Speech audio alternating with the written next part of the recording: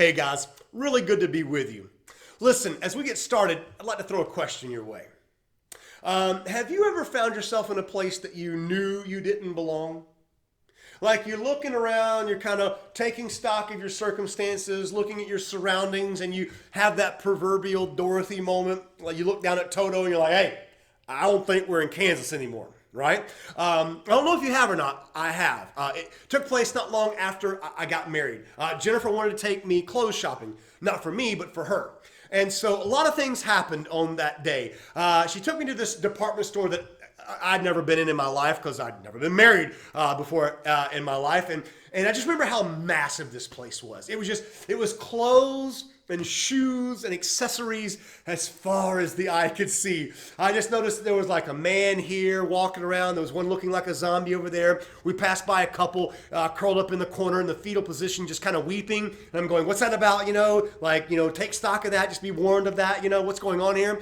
And so we needed to get shoes, so we went to the shoe section. It was the size of Montana. Needed to get some jeans, and so we went to the jeans section. It's aisle after aisle after aisle of jeans. Needed to get some shirts, so we went to the shirt section. You got so many options. You've got shirts with sequins, shirts without sequins. You've got blouses, you've got cardigans, you've got pullovers, you've got tops. You've got everything but shirts in the shirt section, right? And I just remember, I think it was at that point where I'm going, I don't belong here.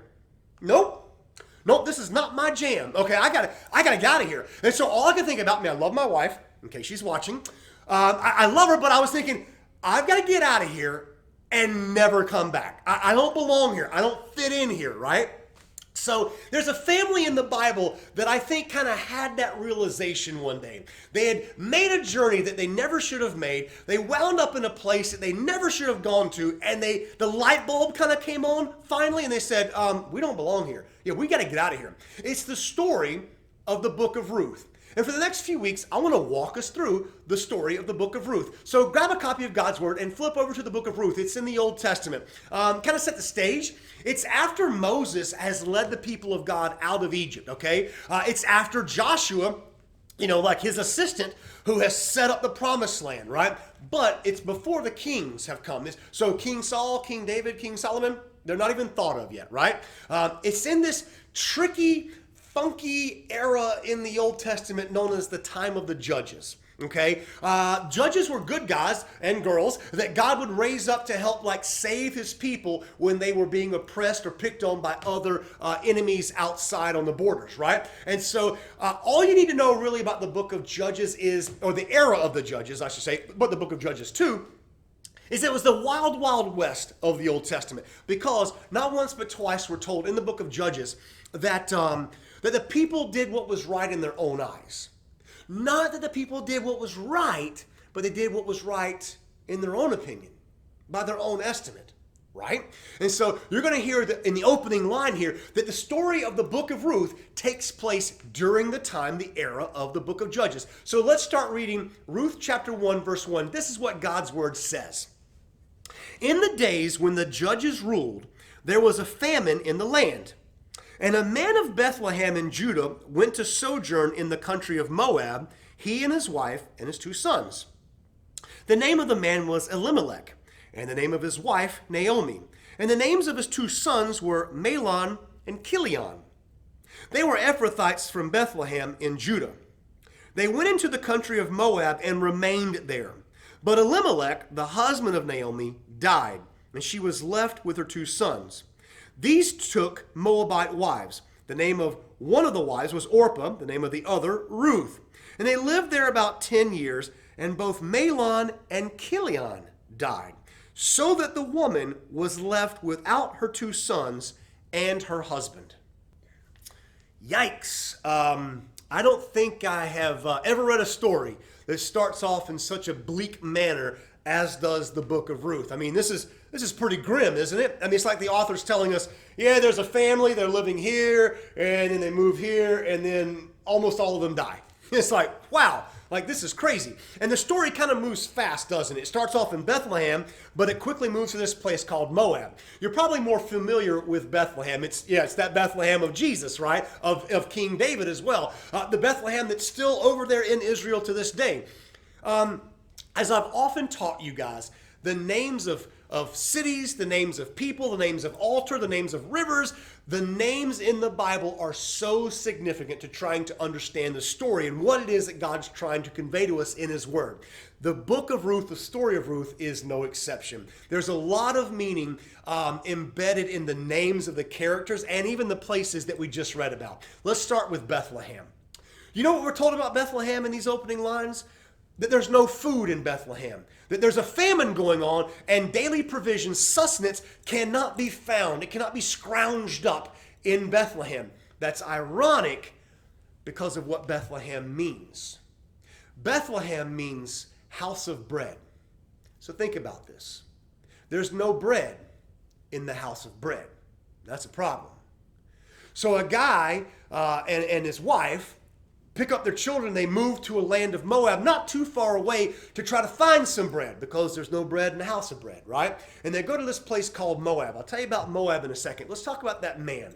His name is Elimelech. Yep.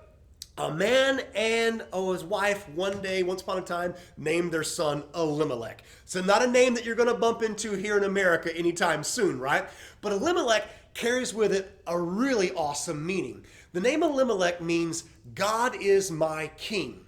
So it's like you bump into Elimelech, hey, what's your name? My name is God is my king. I mean, God is my caretaker. God is my defender. God is my provider. God is my all. He is the authority in my life. God is my king. And it sounds good, but when you look at what Mr. God is my king did, you kind of begin to question whether or not the name fits.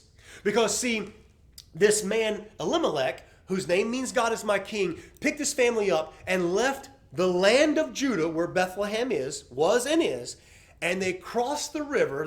They went across the tracks to the wrong side of town, okay? In fact, they actually left the promised land, the area that God had given to his people, Israel. They went to a land called Moab. Now, I don't know if you know much about Moab. I don't know if you ever went to like Sunday school or if you did, if you were paying attention. But Moab is an interesting place. All you need to know is it's named after a guy named Moab, okay? I can tell you a lot about Moab, but here's what's really important. We know Moab's dad's name. His name was Lot. We also know what the name of Moab's grandfather was. It was also Lot. Yeah, this is that interesting story in the Bible where Lot's daughters get him drunk and then they have relations with him, and then out comes Moab, right? A baby boy named Moab is born. And Moab, so we're seeing that this person begins in incest, and so it's not really looking too great. And so we're actually also pretty certain that the cities of Sodom and Gomorrah are in a valley within the land of Moab. Here's what you need to know about Moab. Moab, in this time, in this era, the book of Ruth is written in, is really considered the land of sin. It's the place where God's people don't go. It's the lifestyle that God's people do not adopt, right? And yet Elimelech, Mr. God is my king, he leaves the land where God is king, and he goes and takes his family to a land that is synonymous with sin. He takes with him his wife Naomi. Her name means pleasant. But as you're going to see very quickly, her life is anything but pleasant, right? Because they get there, and their two boys, Mahlon and Chilion. They have two boys, Mahlon and Chilion. By the way, their names means sickly and death, okay? If you're watching this and you're about to have a baby boy, do not name them Mahlon or Chilion, because it's like saying, well, here's little hepatitis and diverticulitis, like who names their baby boys AIDS and cancer, right? It's like a death sentence as soon as they emerge from the womb. Like who does that, right? So this family gets over there, and Naomi, this woman whose name means pleasant, she finds one day that her husband has died. And not long after, these two sons of hers who have taken wives, Orpah, not to be confused with Oprah, and Ruth, they have also died. And so it's like, oh my gosh, not only is the land Moab the land of sin, it's kind of like the land of death, right? She wakes up one day and she goes, oh my gosh, all the men in my life are gone. And there's some historical things, there's some cultural things to be said there. I'll let this suffice it. women really needed men back in this day for cultural reasons, for legal reasons, okay, for protective reasons. Like a woman who didn't have a husband or a son to take care of her was really in a tight spot. They couldn't own land. They couldn't, I mean, just so many cultural limitations placed on women back in that day. And so really their livelihood, their protection, their whole existence kind of revolved around the men, the providers, the protectors in their lives, right? And so poor Naomi and her two daughters-in-law, man, they find themselves without anybody to take care of them. And so I'm looking at this and you're like, wow, Naomi, can I ask you two questions, okay? Like number one, why in the world did you ever come to Moab, okay? And number two, isn't it about time to get out of Moab, right? I mean, like you had enough. Like it's squeezing the life out of you, isn't it? So can like we get back to where we're supposed to be? Can we get back to where we belong? Can we get back to the land of God? But before I don't want to like think we're harshing on poor Naomi here, because the reality is, so you and I we can make some trips over to the land of Moab ourselves, can't we? Like we can move over to a place of sin, can't we? You see on this map here that Moab is not very far from the land of Judah. In fact, if you're looking at that little pink section there, that's Moab. It's only about 70 or 80 miles over to Bethlehem, to the center of Judah where Jerusalem is, right? And so it's not that far, so maybe Elimelech told himself, hey, we'll just go over there because it's pretty close by. Or hey, we won't go and stay very long, or we won't let the things that are in Moab rub off on us, right? And don't we tell ourselves the exact same things? Like, oh, it's just until I get past school, or oh, it's just until I get out of this jam, or I'll cross that line, but I won't cross that line. Like we lie to ourselves, we convince ourselves it's just a small concession, and so we step farther and farther in sin, we stay longer and longer in sin, and we pay more of a price than we ever thought would be exacted from us because of sin, right? And this all started because Elimelech was running from Bethlehem where there was no food, to find bread, to find sustenance for his family. I've got a question for you, okay? Here's a big question. Why are we so quick to run from our problems instead of running to our God? I mean, think about it. Why are we so quick to run from our problems instead of running to our God? You know, when we run to God, when we face with a situation like Elimelech's faced with, we have a choice to make. We can either run towards God and trust that He will provide, or we can try to run away and find our own solutions. Well, poor Elimelech, he didn't find any help. He didn't find any solutions. In fact, all he left his family with was death. When we run to try to find our own answers, this is what's going to happen. But when we run towards God, we find life. When we run to the land of Moab, we're only going to find sin and death. When we run to God, we're only going to find good and hope and life. Because that's what God is. He is good. He is hope. He gives life to us. And so even Naomi, as far away as she is in the land of Moab, is beginning to hear about how God is showing goodness to His people. Let's continue the story. Picking up chapter 1, verse 6. This is what the Bible tells us. Then she arose with her daughters-in-law to return from the country of Moab, for she had heard in the fields of Moab that the Lord had visited His people and given them food. Okay. So she set out from the place where she was with her two daughters-in-law, and they went on the way to return to the land of Judah. But Naomi said to her daughters-in-law, go, return each of you to her father's house, or mother's house. May the Lord deal kindly with you, as you have dealt with the dead and with me. The Lord grant that you may find rest, each of you, in the house of her husband. Then she kissed them, and they lifted up their voices and wept. And they said to her, no, we will return with you to your people. But Naomi said, turn back, my daughters. Why will you go with me? Have I yet sons in my womb that they may become your husbands? Turn back, my daughters. Go your way, for I am too old to have a husband. If I should say I have hope, even if I should have a husband this night and should bear sons, would you therefore wait till they were grown? Would you therefore refrain from marrying? No, my daughters, for it is exceedingly bitter to me for your sake that the hand of the Lord has gone out against me. Wow. I don't want to be mean or anything, But poor Naomi sounds about as chirper as a dead skunk, right? I mean, she's singing a pretty good "Woe is me" tune, right? So the story tells us that she's over there in Moab, in the land of sin and death. She's kind of raking and scraping an existence out of the soil, and she hears all the way over there in Judah that the Lord has been good and faithful to his people, which is what the Lord is always to his people. Good and faithful, right? And so she goes, maybe she has this epiphany. Maybe I should leave the land of Moab. Maybe I should leave the land of sin. Maybe I should leave the land of death and head back over to the land of Judah, to the land of God. And I'm going, yes, Naomi, ding, ding, ding. Yeah, that's exactly what you should do. You should never have left there. You shouldn't have stayed this long. It's definitely time to get out of Moab. And so she begins to kind of pack her bags. She's talking with the girls, like, I'm going to head back. And she starts this journey, right? And so it's very unwise and very unsafe, again, for her to try to make this trek in this era without a man with her. And so these daughters-in-law, Orpah and Ruth, they say, hey, we'll go with you. We'll escort you. We're going to get you home, okay? And so kind of as they set out, right, on this plan, Naomi, man, she begins to kind of unload towards these girls against God. And she's like, no, wait, why are you going to go with me? What do you think that's going to accomplish? What are you going to get out of this? You think that God's going to take care of you? Look at me. He hasn't taken care of me. And so she just begins to kind of burn God down, right? She's like, God hasn't done this. God hasn't done that. I mean, look at my life. And there's this part of the story in chapter 1 I'm not going to read to you. If you want to read the last few verses, you can. She's going to get back home. She's going to make it to Judah. Naomi, whose name means pleasant.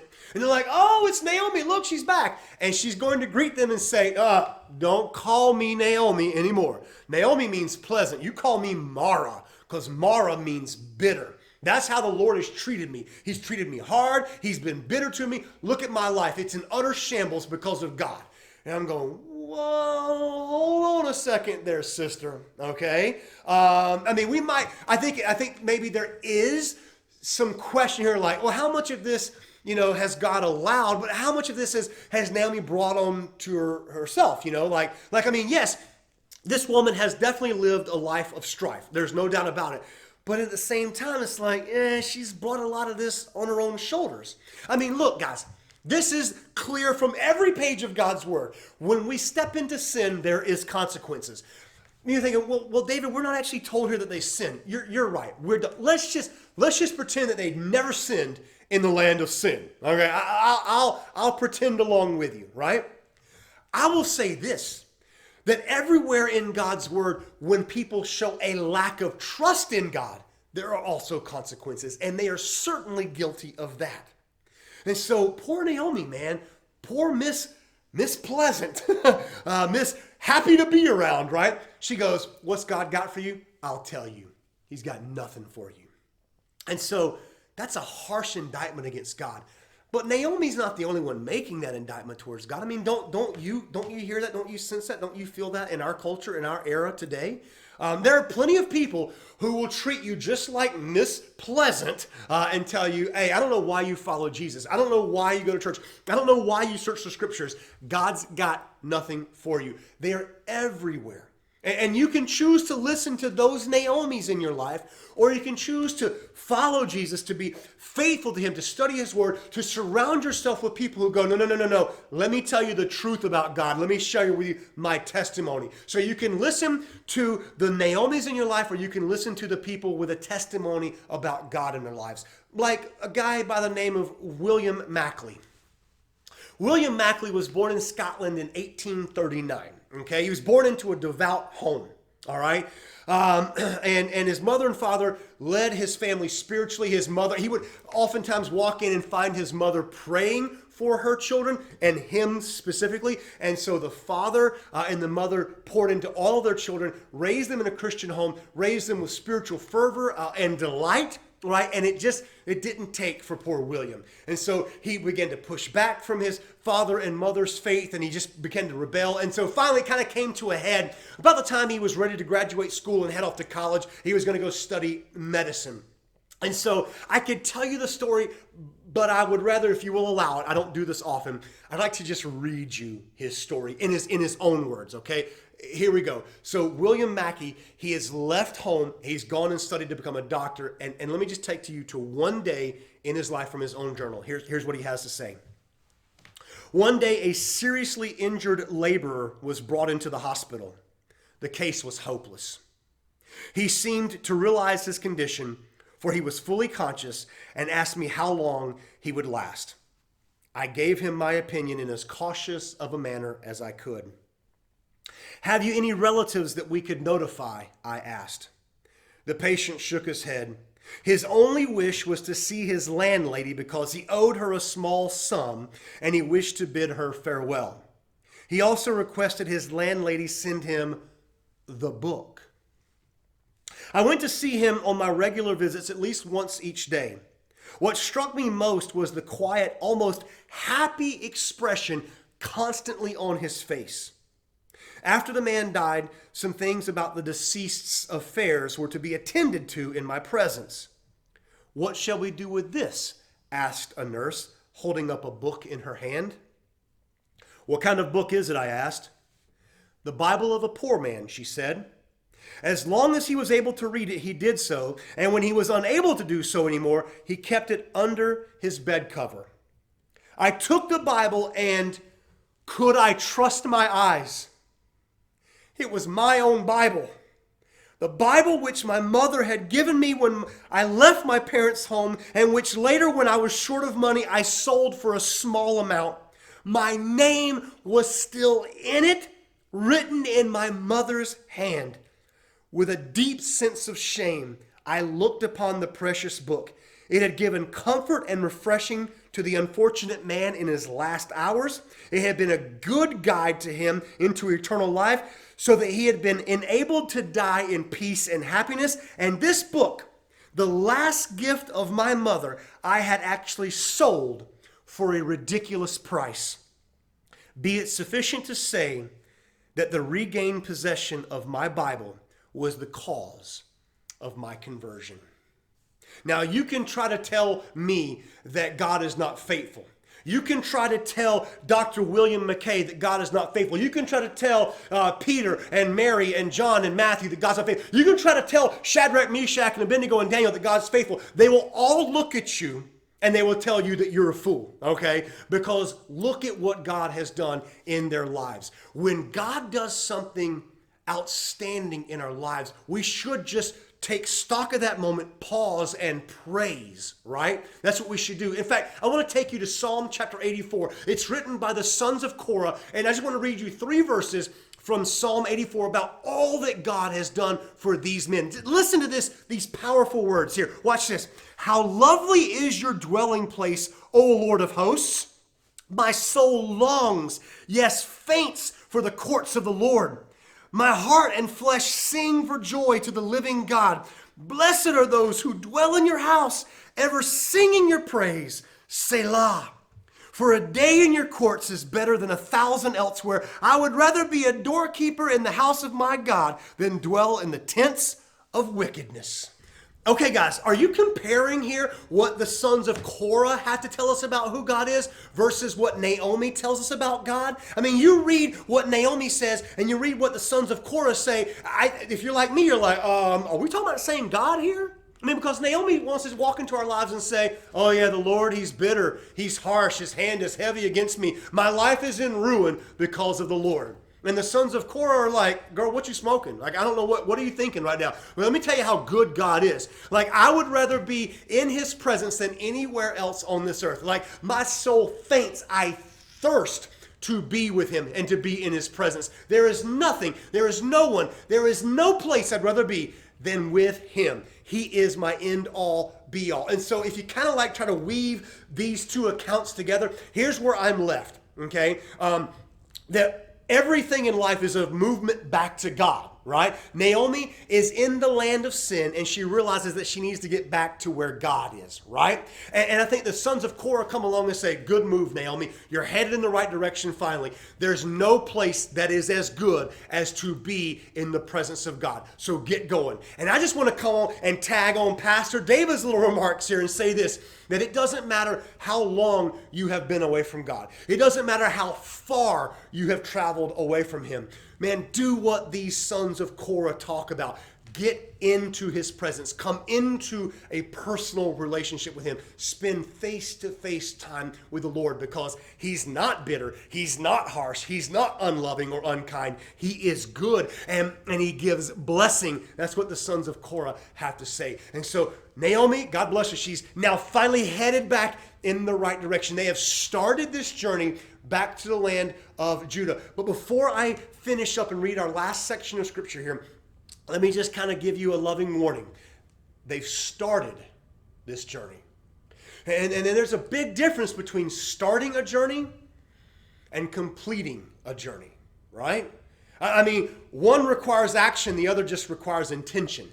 Fair enough? I mean, you don't leave the land of Moab. You don't leave the land of sin. You don't leave the land of death. Guess what? You're still just lost there somewhere. Okay? You only get halfway out. Guess what? You're still a long ways from God. In fact, I'll put it to you like this. Do you know what we call halfway to heaven? Yeah, hell. You either get all the way back to God or you just remain lost. You either get all the way into a relationship with Jesus or you're still lost, okay? So they've started this journey. Let's see what happens next. We're going to pick it up here in verse 14. Then they lifted up their voices and wept again. And Orpah kissed her mother-in-law, but Ruth clung to her. And she said, "See, your sister-in-law has gone back to her people and to her gods. Return after your sister-in-law." But Ruth said, "Do not urge me to leave you or to return from following you. For where you go, I will go, and where you lodge, I will lodge. Your people shall be my people, and your God shall be my God. Wherever you die, I will die, and there will I be buried." Guys, are you catching this? Are you seeing the distinction within the people found in God's word, even in the same story? Are you seeing this? I mean, once more, we're confronted with two very different kinds of people. As we wrap up here, let's talk about Orpah and Ruth just for a few moments, right? They are the two Moabite daughters-in-law to Naomi, right? And one Tuesday, they wake up and go, Mama's just ready to get back home. She's ready to be back amongst her people. Let's get her back to her land, to her house, to her rocking chair, right? And so they begin to pack everything up. They're loading all the boxes on top of the donkeys, the camels, and they're heading out, right? They're leaving one land and headed to another land, right? And so at some point, I don't know how far into the journey they get. I don't know how many days they travel. I don't know at what position, but whether it's the outskirts of Moab and Orpah starts looking back, or they get all the way up there to the city limits sign of Bethlehem. But at some point along the journey, Orpah just comes to a stop in her tracks. And she realizes, wait a second, I don't know about this. Like the weather's going to be different. The people are going to be different. The culture's going to be different. Like life is going to be different here in God's land. I don't know that I'm cut out for this. I mean, I know it may be the land of sin. I know it may be the land of death, but it's all I know. I mean, I'm a Moabite girl. I don't know that I belong there. I think I belong here. And so in this really sad moment of Scripture, in this gutting, emotional moment, she kisses her mother-in-law, weeping. Everybody's crying. They're having like this girl moment, right? And then Orpah turns back and she heads back to the land of Moab, to the land of sin, and to the land of death. She only got halfway there. Yes, she started that journey, but she didn't end it. But in the same verse, in the same line, check this out. The Bible tells us that Ruth clings to her mother-in-law, Naomi. And she says those lines, those words that Chris Tomlin turned into that famous song, "Wherever you go, I'm going to go, Mama." Okay? Wherever you stay, I'm going to stay. My translation says lodge. But your God's going to be my God, right? And wherever you die, I'm going to die. Where you're buried, I'm going to be buried. I'm going to go all the way with you. I'm going to match you step for step. Wherever you go, I'm going to go. I'm going to go everywhere you go. I'm going to stick with you till the end, okay? And that is beautiful. Talk about a wonderful relationship between Ruth and Naomi, right? I mean, think about it. What a marvelous friend Naomi has in Ruth, right? I mean, isn't that amazing? It reminds me of the friend that we have in Jesus. No, I mean, seriously, it's not just an old hymn. I mean, think about this. I don't need Jesus to just come and teach me some sermons. As awesome as they are, I don't need Jesus to come and just, share with me some poignant stories called parables, as cool as they are. I don't even need Jesus to kind of come and do some really wicked, cool miracles, okay? All of that is awesome. All of that is beneficial. But here's what I need. Here's what you need.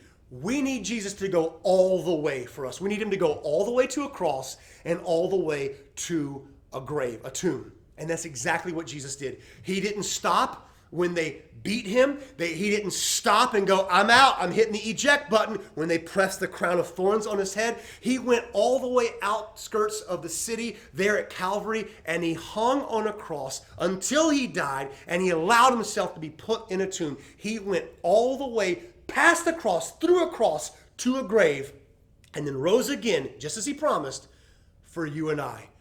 Wow.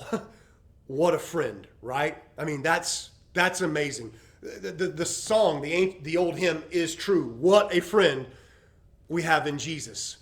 And so maybe I should introduce you to the last and the greatest character in the story.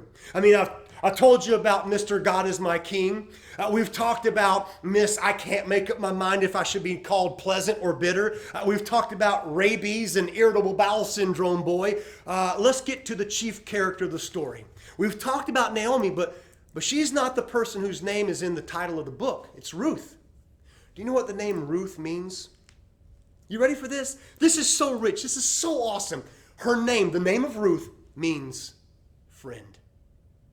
And what a friend Naomi has in Ruth. It bears this question. Do you have that kind of friend in Jesus? I would just say this to you, guys. You need to get all the way out of Moab. You need to leave Moab, and you need to get all the way out of Moab. You don't need to get halfway out of Moab. You don't need to get halfway out of sin. You don't need to get halfway out of death. You need to get all the way out of the land of sin and death, okay? You need to get all the way back to God's presence.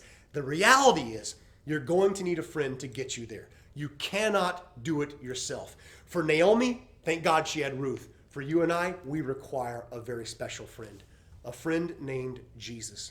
You cannot leave sin behind and go to God without Jesus. Your sin is keeping you apart from him. Jesus comes to earth. He gives his life on a cross so that we can be forgiven and healed of our sin. We can have our sin wiped away, and so that we can be rejoined into a perfect, loving, personal relationship with Jesus. So I'm going to tell you something, guys. Every single person watching this, you're in one of two camps. You're either a person who says, I think I'm in the land of Moab. I think I'm in the land of sin. And I think as I look around at my finances, I look around at my habits, I look around at my addictions, I look around at my choices, like everything's about me. Everything about my life spurns God. It pushes God away. Then I would tell you, listen, you need to leave the land of Moab. You need to leave sin behind, and you need to get to God. You're going to require Jesus to do that. And so right now, man, if that's you, I just encourage you to bow your head, to bow your heart, to bow your will and life to him and say, Jesus, forgive me. I mean, like, wipe away my sin. Take me out of this position and lifestyle of sin and move me into the presence and into the relationship that I need with my Father, my perfect, loving, heavenly Father. Heal me, forgive me, rescue me from my sin so that I can live for you forevermore and not myself, okay? So if you're in that first group, that's what you need to do. You need to come to Jesus. You need to put your hand in the hand of that friend, and you look down at that hand and you realize, oh my goodness, it's got a hole in it, right? Because he hung on a cross for you. But maybe you're in the second group and you're like, well, I know who Jesus is. I mean, I've been following Jesus for a long time. Then can I just ask you to do what those sons of Korah did so many thousands of years ago? Can I just ask you to just tell somebody how good God is? Can I just ask you to tell somebody how blessed it is to walk in fellowship with him? Can I just ask you to say, hey, I pant and thirst after the Lord, and so should you, because this is what he did in my life. So it doesn't matter who you are, where you are, when you're watching this. You're in one of those two camps, and I'm just asking you to do something. Everybody watching this video has something to do. Either you come to Jesus, or you tell somebody exactly how marvelous a friend Jesus is, okay? So everybody's got something to do. Can I just, I'm just going to close in prayer and ask that God would help with that. And so let's just pray together, shall we? Heavenly Father, you are the marvelous one because you sent Jesus. He is our very best friend. He's the finest friend ever. And so just as we glean from the story here in Ruth, that Naomi had a friend in Ruth, the point is that we need to have that kind of friend in Jesus, right? That he escorts us from sin back into the presence of you, Father, this perfect, loving God. Hey, Father, receive us Forgive us, heal us as necessary. Open our mouths, open our lives, put a testimony into our hearts that we just sing out and declare mightily and loudly for you of how good you are. Everybody needs to get to that point. So God, if we're going to get there, it's going to be you, your Son Jesus, your Holy Spirit that leads us. So help us, God. Forgive us and heal us, and put this new song, this new testimony, this message of love and hope in our mouths that would ring in the ears of others. We ask this, Jesus, for our benefit and for your glory. So do it, Jesus, please, we ask in your name. Amen. Hey, guys, I hope that the opening chapter here of the book of Ruth has been a blessing for you, but we've got a lot more ground to cover. So I hope that you will stick with us across these next few weeks, because there's some exciting things to discover here in the book of Ruth. So hang in there with us, and we'll see you right back here next week. Peace.